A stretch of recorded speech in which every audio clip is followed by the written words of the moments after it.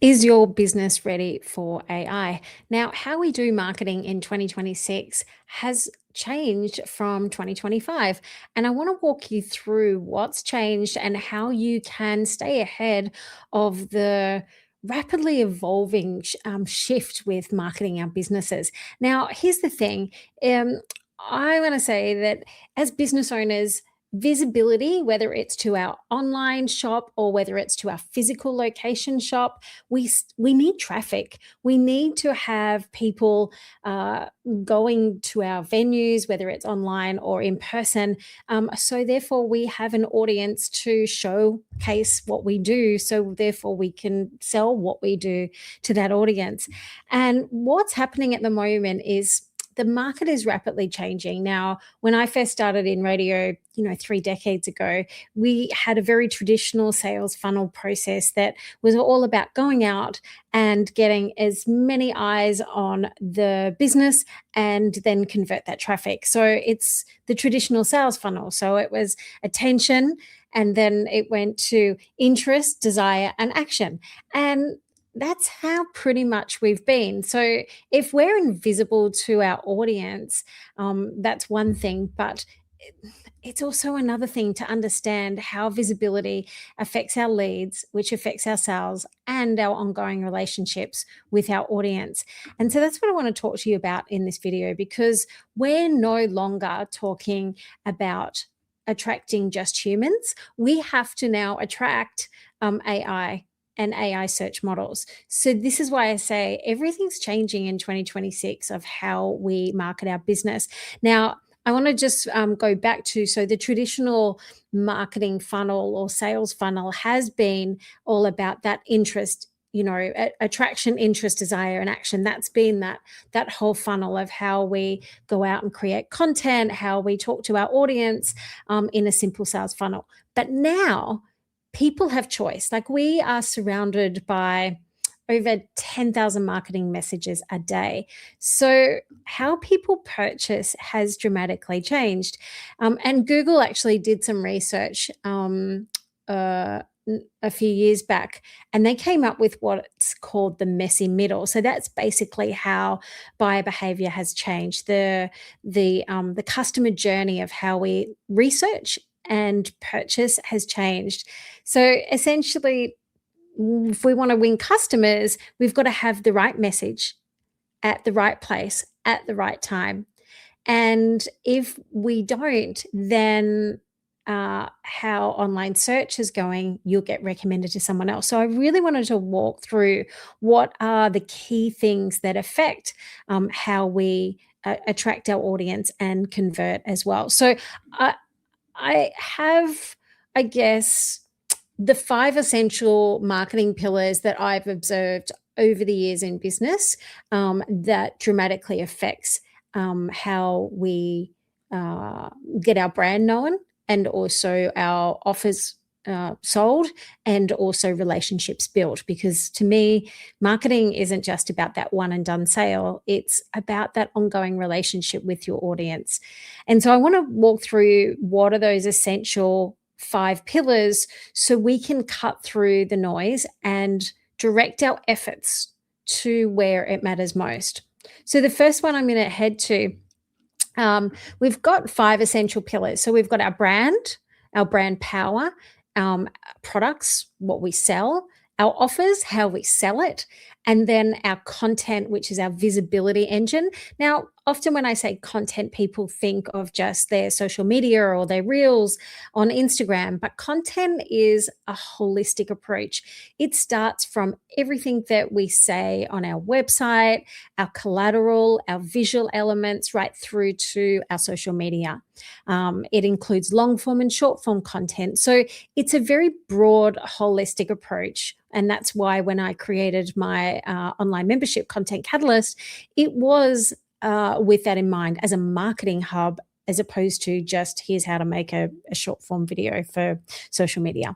And then we have our systems, because at the end of the day, systems are what will make it doable to do it when everything else is happening around us.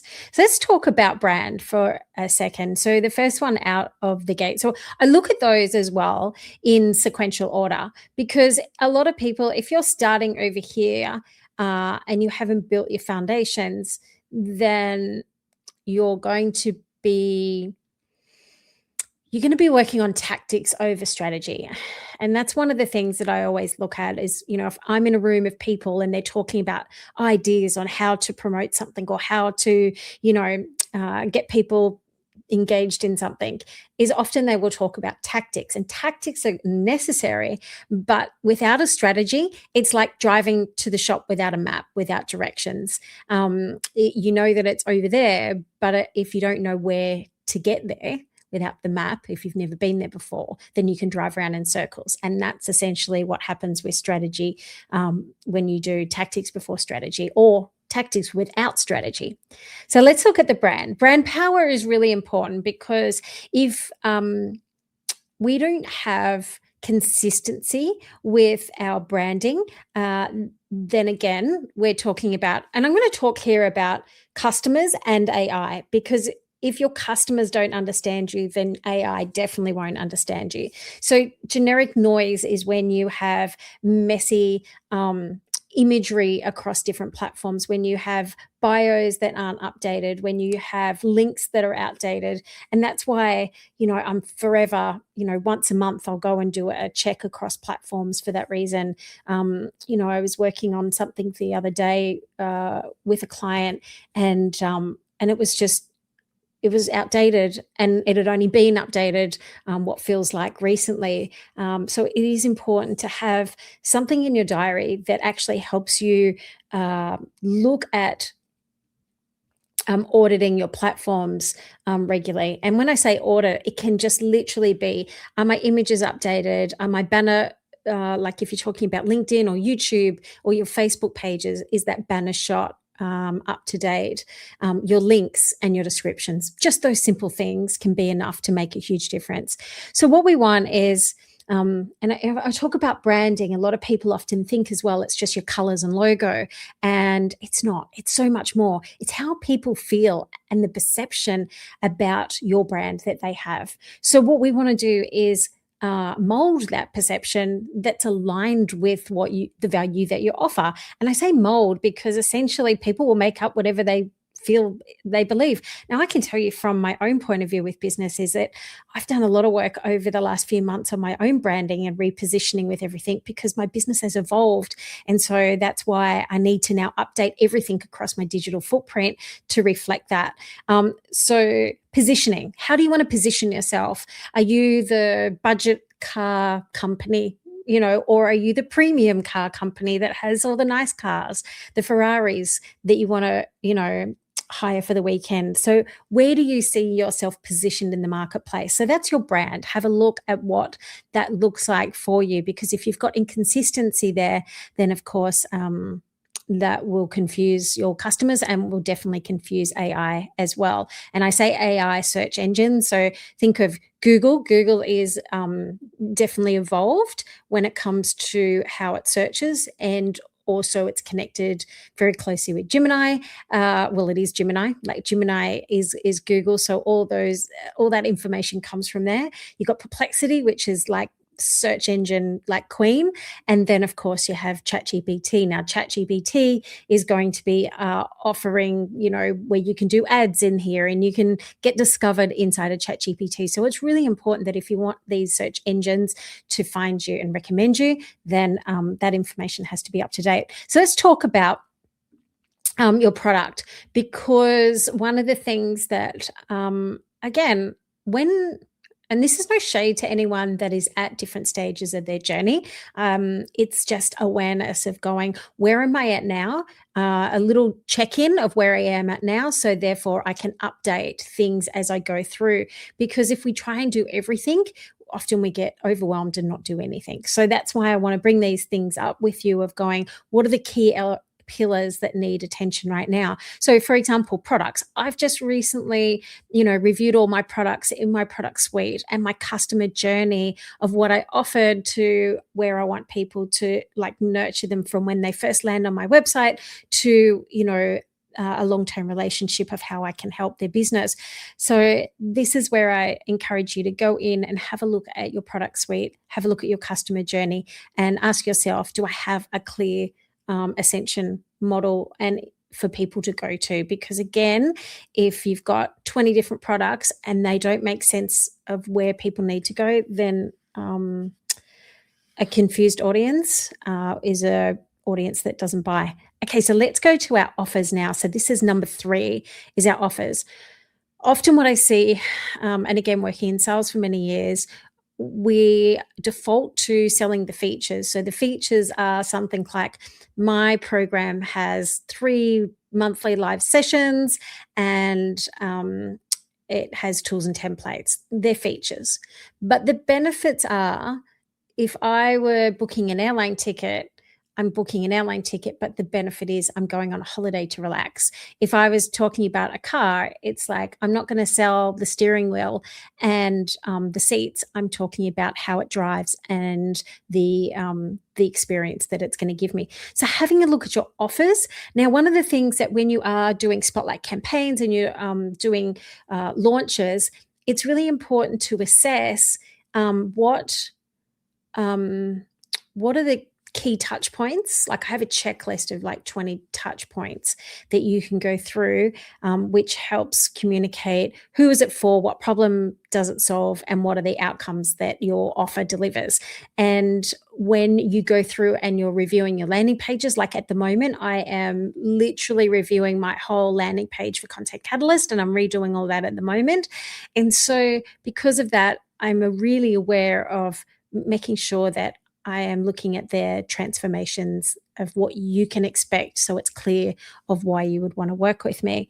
So ask yourself, is it easy for people to buy? Again, when I talk to a lot of people, they're going, I'm in launch right now and I haven't had many sales. And I'm sitting there going, okay, I'll go to your website. Let's just have a quick look. And then I see that you don't have an alert bar, an announcement bar at the top, for example, directing traffic to that offer. One of the things that I do whenever I am in a launch or campaign is making sure that alert bar's up there. But if you can, even changing over that first part of your header as well on your homepage, the above the fold, what we call the above the fold. If you can modify that, make sure your call to action buttons go to where you want to lead people to at that time. So how clear is your messaging around the transformation? Make sure that you're showcasing the benefits of the outcomes and then clearly showing that. And I also want to say that visuals matter as well. So if you are putting visuals in your offers, AI also does search those visuals. And that's why it's really also important in your images to make sure your alt text, you rename your files and have alt text that is correct as well, because these are all signals for AI to recommend you based on authority and trust. Now, I do want to talk about authority and trust, because when it comes to online, what I recommend, and I'm going to do another video about this, is Google has what they call the EAT ranking. So it's expertise, experience, trust, and authority. And I've got an AI prompt in there that I went in and evaluated my own digital footprint with this prompt, and it was able to show me where I'm really strong and then a couple of things that I needed to work on. And when you can understand your digital footprint, then it helps to understand why the content that you make matters. Because if you're just creating like content for the sake of it, just to have visibility without a strategy, then of course you're going to burn out, number one.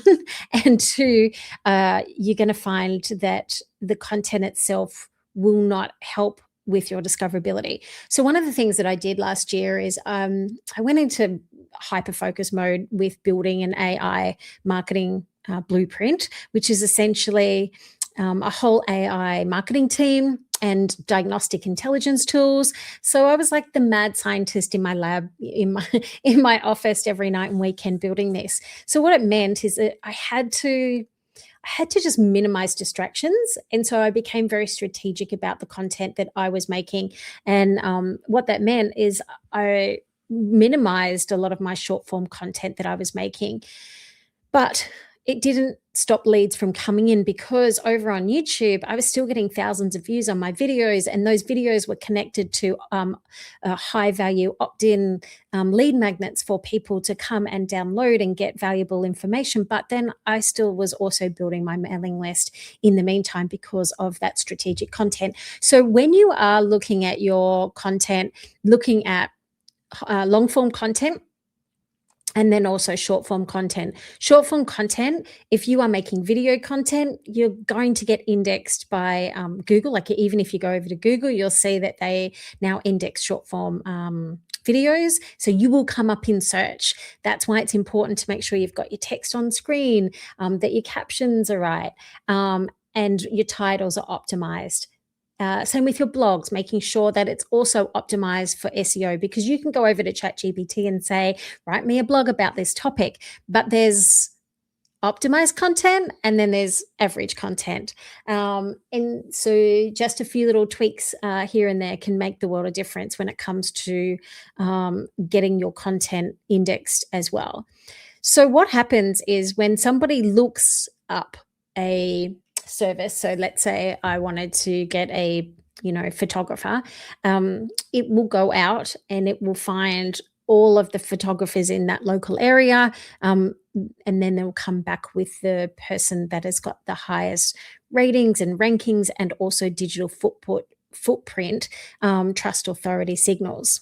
So if you're just posting a single photo without anything on social media, it doesn't have a lot to scrape. But if you are creating content, especially face to camera video content, increases your ranking. And like I said, I'm going to do a whole video just on this as well, of how to increase your trust and authority online.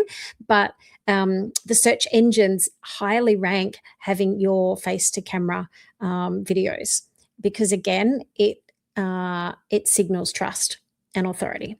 So that's just one thing to note. And then having a content system, so you're being strategic with how you create.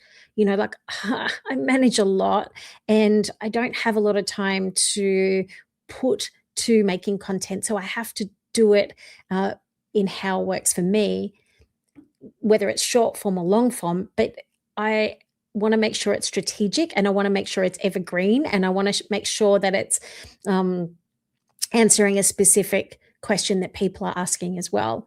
That will help with the longevity of that piece of content.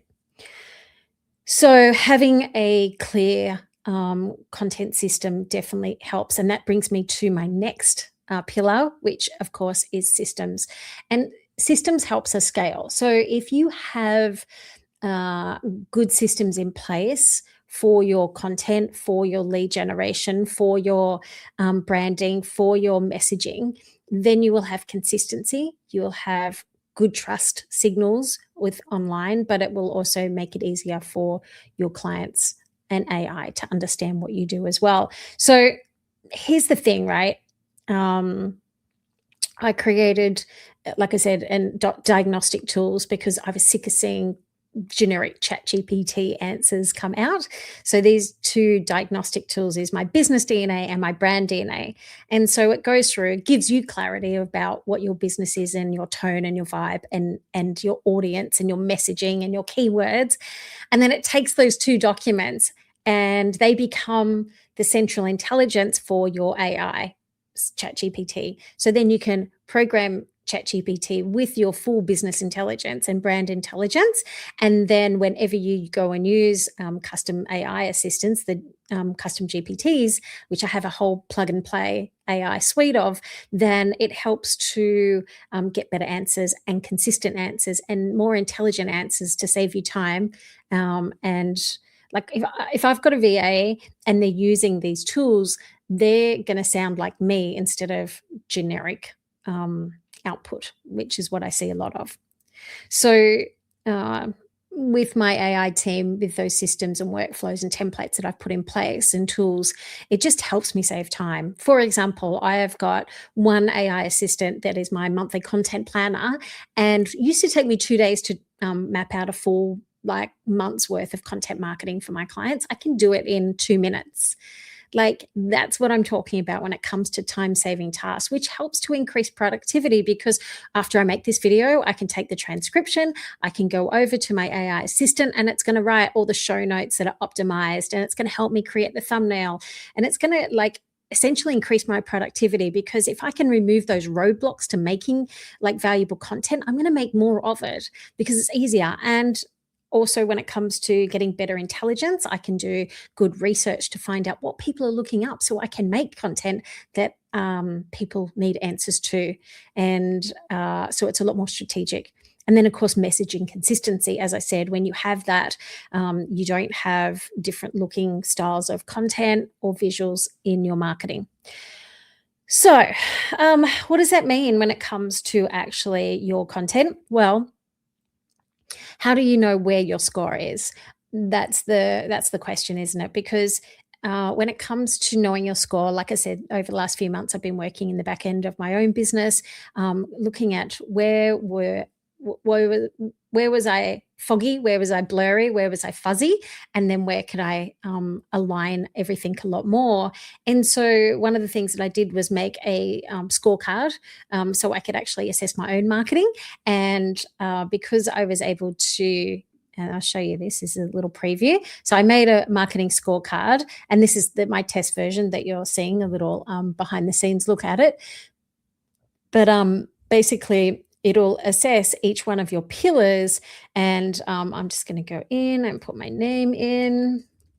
Now, I've just made an update of this. So it will basically go through and it will ask you questions, the quiz based on each pillar. So this is my product pillar, this is my offer pillar, and I can go in and click the numbers based on those questions, and it will then analyze that information, and then basically it will give me and I didn't know what I pressed then. I should have made that. But what it will do, it will actually give me what I need to focus on in my business. So, for example, this has come up with a score of 8 out of 20 for my product. So that's the one I need to focus on first, because essentially what happens is people, we know that we've got to do all the things in our business to get visible and connect with our audience to sell and reach our revenue goals. However, often what happens is we get so overwhelmed in trying to do all the things that we become like stagnant and we do nothing. So this is focused. So I could go, right, I know what I need to focus on in my business. You can see that my product suite is critical, like that I need to look at.